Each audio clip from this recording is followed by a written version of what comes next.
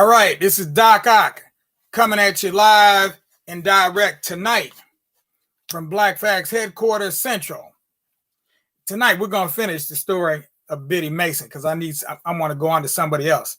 I wasn't expecting to go on more than 2 nights with her, not 3. But we'll get to that. In the meanwhile, proverb for this evening is Terrapin walk fast enough for to go visiting. Terrapin walk fast enough for to go visiting. And for those of you who don't know what a terrapin is, that's a turtle. Turtle, tortoise, terrapin, basically all the same thing, just different words to describe the same critter. Okay, so terrapin might walk slow, but it'll get there, in other words. All right, now let's move on. Black fact for today, which we gave you last night, is did Carter G. Woodson found Jet Magazine or the Journal of Negro History? For some of you, that might be considered an easy question, but for others, you may have to look it up. So you got a little bit of time between now and the time we finish reading the story of Biddy Mason. Last we heard, Biddy Mason was on her way west, walking west. Let's see how far she gets. The year is 1848, and Biddy Mason is walking west. Not sold after all. She expected she might be, which really bothered her, was on her mind heavily. But she was not sold after all. Biddy coos to Harriet, her newborn, securely wrapped to her back. Oh, because she had this baby right after or right before they decided to go on this trek across country from Mississippi to Utah. She coaxes 5-year-old Ann and 9-year-old Ellen to keep going as they walk behind the Smiths' 3 covered wagons and livestock. 10 never-ending hours each day in pouring rains that turn trails muddy. They walk. Biddy is responsible for keeping 2 yoke of oxen, 8 mules, and 7 cows on course. She pulls the mules out of mud, pushes the wagon wheels out of ditches. On a ferry ride on the Mississippi River, Biddy wonders how many of us cross this river to freedom. Hannah gives birth to a baby girl, who Biddy helps deliver a bright North Star. They reach shore and walk for a month to winter quarters on Potawatomi land. They rest their blistered and calloused feet. Biddy searches the fields to make her medicines, but she don't recognize most of the plants in this new place. Through the gauzy light of an early May morning, she hears singing coming from the black choke trees. Biddy walks around the shrubs and encounters a Potawatomi woman digging up roots. They speak through plants with gestures and signs with their open hands, walking together along the Elkhorn River. The woman points out a plant with broad leaves and white flowers. Wapsapinnick, she says, and shows Biddy the roots and tells her to pound them into a pulp to heal the sores on her feet. Later that night, after Biddy serves the Smiths their mush and milk dinner and washes their dishes, Biddy tells her daughters about the Potawatomi woman who knew plants like their Granny Ellen.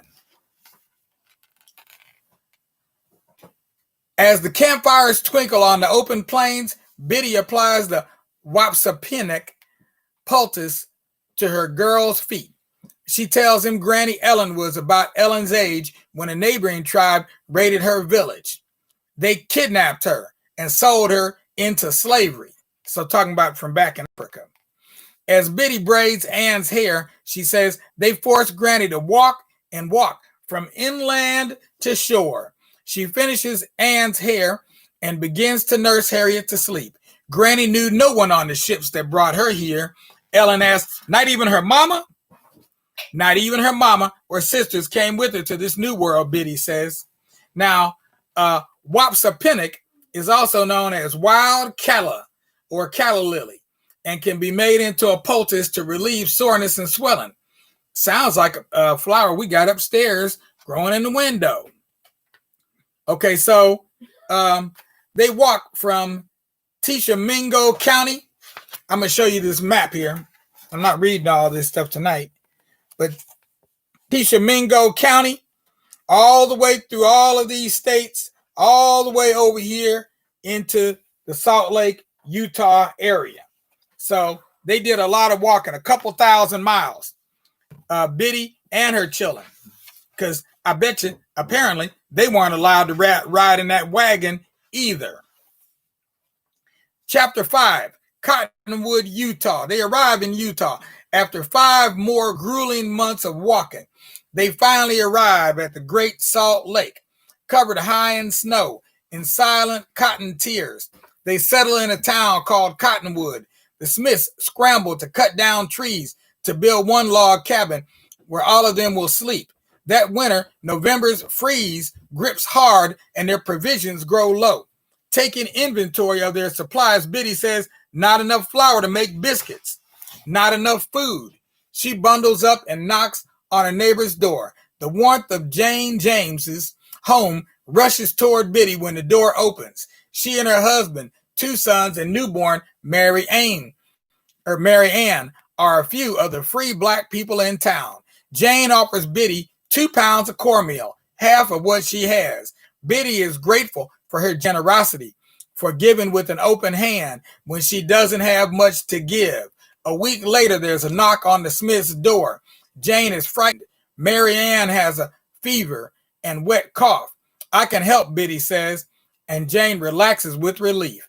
Biddy mixes up a mustard plaster to draw the congestion from Mary Ann's chest. The baby kicks her feet when Biddy applies it. It's a blessing for Biddy to use Granny Ellen's recipes on a free black child, a free black body. What's it like to be free? Biddy asks Jane. There's a comfort in knowing no master or mistress is going to break my family apart. Jane cradles her baby in her arms. Me and my husband work according to our own family's needs and priorities, not no masters. She raises her brows, looks Biddy in the eyes. With your fine skills, Biddy, there's no saying what you could do. Now I'm going to show you a picture here. This is a picture of the flowers that the seeds of the mustard plant come from. So if you all have had mustard greens, if you let it go to seed, it'll get little flowers on the little shoots that come up, right? You get these little flowers and the seeds will come from the pods that come out of that, okay? And that's what you use to make a mustard plaster. You have to grind them up real good, and you can make a mustard plaster out of that. Chapter 6, California Dreaming. Spring arrives and grasshoppers eat everything. Plow handles, vegetable crops, the herbs Biddy planted for teas and medicines. Biddy and her daughters are hanging clothes to dry when their friend Lizzie Rowan drops by and brings word that a group of Mormons are going to California. Her mistress plans to move Lizzie to the new colony. According to Lizzie, who traveled too from Mississippi, California is a free state. Biddy thanks Lizzie for this news. She wonders, could this be the path to a free life for me and my girls? 3 months later, 150 wagons move along like ants in single file toward San Bernardino. Now, we used to go to San Bernardino on Route 66, but yeah, they went on Route 66. They went on it with their 2 feet, their left one and their right one. Biddy's daughters have grown walking across this country. Ellen, once frightened by black cows of buffalo, squints, her 13-year-old eyes against dust. Ann is 8 and stubborn like the Rocky Mountains. They've seen prairie grass taller than Harriet is now at 3 years old. Together, they face the Mojave Desert. Now, that desert was hot. We used to cross that desert all the time, and you used to have to put a water bag in front of your radiator to keep the car cool enough so the engine wouldn't overheat in the middle of the desert. Because when you saw that billboard that said Last Chance Gas Station, they wasn't talking trash. They were telling you something for real. This is your last chance to get gas because ain't no more gas stations for the next 100 miles or so. And if you could go that far on what you had, you're fine. Biddy's daughters have grown walking across this country. Oh, read that part already. Together, they face the Mojave Desert. its heat beats out their sweat. Says, you do not belong here. There's not enough water to go around. Biddy stumbles. She remembers long ago, Sunday mornings, the cool canopy of oaks and pines looking for plants. She hears Granny Ellen's earthy voice singing, I lost my soul in the wilderness. I'm a-going home. Before Biddy's eyes, a mirage of Granny appears. Biddy wipes sweat off her brow, blinks to make sure she's seeing clearly. Granny's hair is wrapped in royal blue and her body is draped in honey-colored cloth. She rocks in a chair on a porch, surrounded by a picket fence. Her smile quenches Biddy's thirst. Granny Ellen beckons to Biddy and says, just keep putting one foot in front of the other. You are going home. A gunshot rings through the air. Pow! Startling Biddy. She and her girls link hands. An ox too weak to stand was shot dead. By nightfall, it will be covered in sand. Come on, my children, Biddy says with her eyes on the thistle-dotted hillsides, 1 foot in front of the other.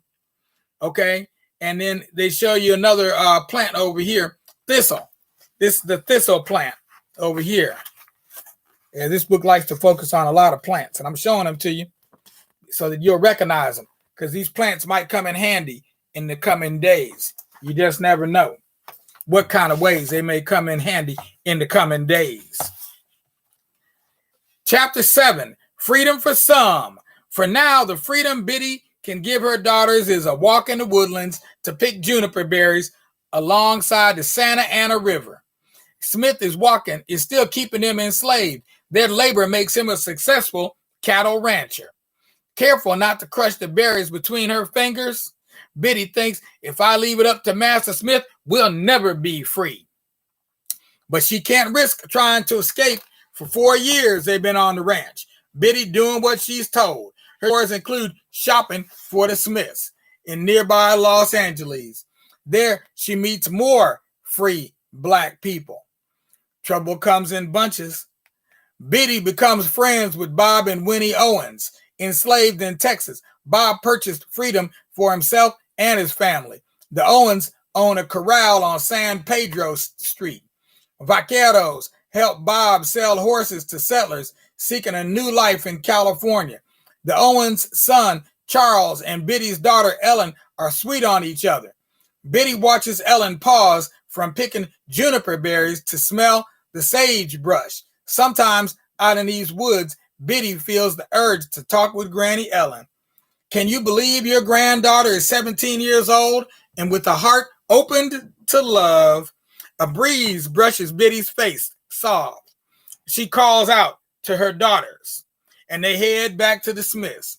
They set the baskets full of berries on the kitchen floor. Smith comes in, jaw clenched. He tells Biddy he's selling half the cattle and moving them to Texas. Biddy pulls Ellen, Ann, and Harriet close. In Texas, they'll never have a chance at freedom. A few days later, Smith drops Biddy off at the trading post in L.A. to buy supplies for the trip.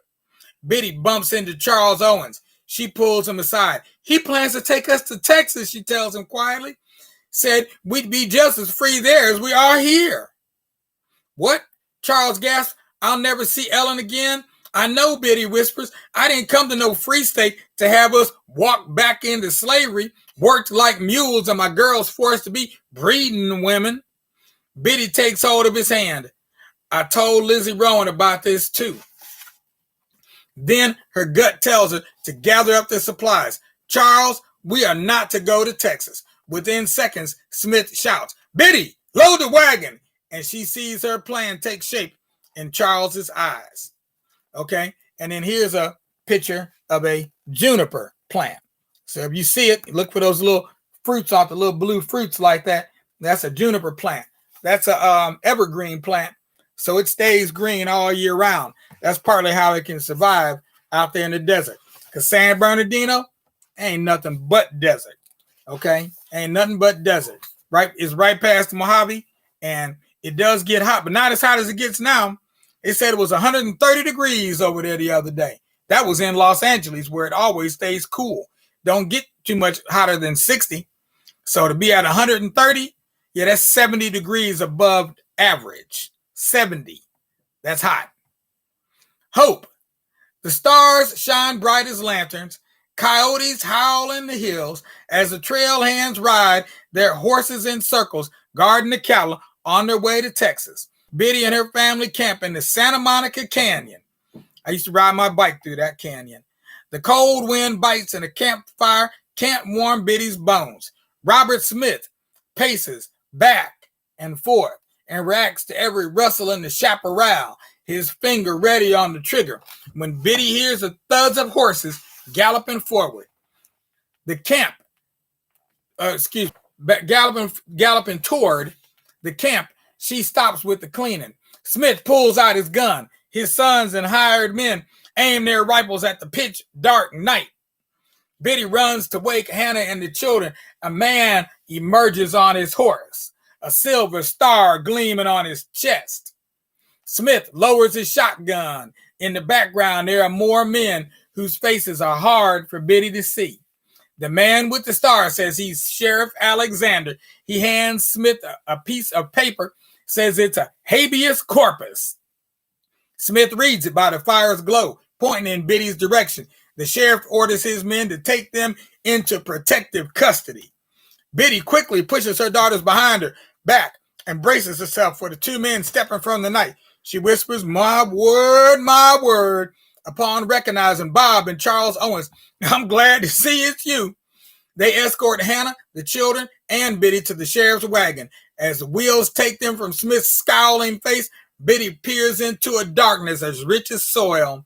She sees her freedom growing. Chapter 9, Verdict, 1856. There will be a trial. Robert Smith is accused of taking Biddy, Hannah, and their children by force from California. And we're the ones behind bars, Biddy thinks. She sleeps on a cot, goes to the bathroom using a chamber pot. The Owens visit, bring them food, and they bring him clean clothes. Never this long has Biddy gone without wandering the woods, her feet praying with the earth. First enslaved and now in prison. There's so much law between Biddy and her freedom. At the trial, Smith tells Judge Hayes that Biddy is a member of his family and willingly chose to go with him to Texas. The courtroom is packed. Members of the colored conventions shake their heads in disbelief when Smith claims that he doesn't control Biddy any more than he controls his own children. The trial will determine if this is true. Judge Hayes is white. The jury is white. A white lawyer must speak for Biddy and her family. It's been 22 days they've spent in jail. The second day of the trial, Biddy's lawyer doesn't show up. So Judge Hayes interviews Biddy and the oldest children inside his chamber. He asks Biddy if she's controlled by Robert Smith. In her head, Biddy sees Granny Ellen whipped. I've always done what I've been told to do, Biddy begins. She closes her eyes, and her people's suffering hasn't gone away. She takes a deep breath, then a second breath. I always feared this trip to Texas since I first heard of it. Judge Hayes tells Biddy if she chooses Texas, her children will not go with her. They cannot be taken to a slave state and lose their freedom. Biddy finds her courage, strong as an oak, in the center of her chest. She opens her eyes, looks directly at Judge Hayes, and Biddy speaks. I do not wish to be separated from my children, and do not in such a case wish to go. Biddy and the others return to the courtroom, and the gallery is silent as a sunrise. When Judge Hayes bangs his gavel, declaring that Biddy and her family are free forever, the crowd burst into a new day. Now, that's not the end of Biddy's story. Her story goes on because Biddy ends up buying property, becoming an entrepreneur, acting as a midwife and a nurse, and being one of the first landowners, not only in Los Angeles, but she ends up owning expensive, very valuable property in downtown Los Angeles, right there around Spring Street and 3rd, between 3rd and 4th on Spring Street. Go there when you can and take a look at the plaque that they put up there on one of the buildings, recognizing that that was the land. That building is built on the land that Biddy Mason used to own. Now, she did sell it, and she sold it for good money. So she didn't lose out by not owning that property in the present, but it would have been much more valuable now than it was then. So that is all that we're going to read of Biddy Mason's story. I will answer the question, did Carter G. Woodson found Jet Magazine or the Journal of Negro History? Easy question. Of course, it had to be the Journal of Negro History, because Carter G. Woodson is the creator of Negro History Week. Now, last but not least, we're going on to the Black Fact for today. Which one of these African countries was not a founding member of the UN, the United Nations? Was it Egypt, Ethiopia, Liberia, or Nigeria? You decide. You pick the country. Let us know via email. You'll get our email address. It's at kkhemet@gmail.com. Meanwhile, all you little children out there, lay your little heads down on your little pillows and close those eyes. Wait for that sun to rise. And when those beams of that sun come on your eyes and warm them up and turn them red, then you know it's time to raise your head and start a new day in a very new way. That's what I need you to do right now. As for all you adults, don't forget, we're in the middle of our fundraising campaign, our fall fundraising campaign. We call it 2020-2020. So we're looking to raise $20,000 in the next 3 days. And we hope you'll play a part, you'll play a role by sending us a payment, not a payment, but a donation to our PayPal account. Use our email address, which I just gave a minute ago, kkhemet@gmail.com. And everything will be just fine. In the meanwhile, we are signing out. This is Doc Ock signing off at Doc Ock from Doc Ock at noon and 9. Peace out now. Look for us tomorrow.